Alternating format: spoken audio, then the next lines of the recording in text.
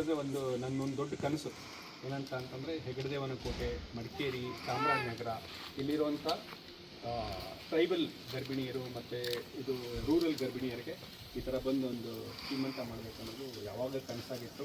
ಇದು ನಿಧಾನ ಭಾಳ ಕಷ್ಟಪಟ್ವಿ ನಾವು. ಇಲ್ಲಿಗೆ ಒಳಗಡೆ ರೀಚ್ ಆಗೋದಕ್ಕೆ ತುಂಬ ಕಷ್ಟ ಆಗ್ತಿತ್ತು.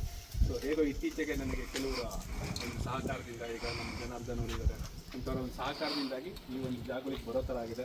ಒಂದು ಬಹಳ ಸಂತೋಷ ನನಗೆ. ಈ ಥರ ನಿಮ್ಮ ಜೊತೆ ಎಲ್ಲ ಬಂದು ಒಂದು ಅರ್ಧ ಗಂಟೆ ಸಮಯ ಸ್ಪೆಂಡ್ ಮಾಡಿ ನಿಮ್ಮೊಂದು ಆ್ಯಂಟಿನೇಟಲ್ ಚೆಕಪ್ ಮಾಡಿ, ಜೊತೆಗೆ ಒಂದು ಸೀಮಂತ ಮಾಡೋದು, ಅಣ್ಣನ ಥರ ನಿಂತ್ಕೊಂಡು ನಿಮಗೆಲ್ಲ ಒಂದು ಸೀಮಂತ ಮಾಡೋದು ನನ್ನ ಒಂದು ದೊಡ್ಡ ಸುಯೋಗ ಅಂತ. ಇವರು ಡಾಕ್ಟರ್ ರಘುನಾಥ್ ಸರ್ ಅಂತ, ಡಾಕ್ಟರ್ ಬಿ ರಘುನಾಥ್ ಸರ್ ಅಂತ. ಗೂಗಲಲ್ಲಿ ಇದರಲ್ಲೆಲ್ಲ ಬೇಕಾದ್ರೆ ನೋಡ್ಕೋಬೋದು. ಈ ರೀತಿ ತುಂಬ ಸೇವಾ ಮನೋಭಾವನೆಯಿಂದ ಇಂತಹ ನೂರಾರು ಕಾರ್ಯಕ್ರಮಗಳನ್ನ ಮಾಡಿದ್ದಾರೆ.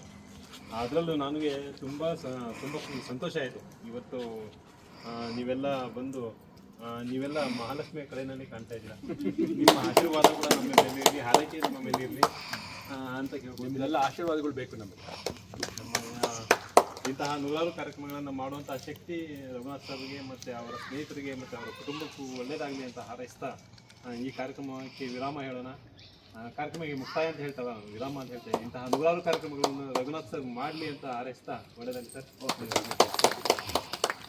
ಚಲೋ.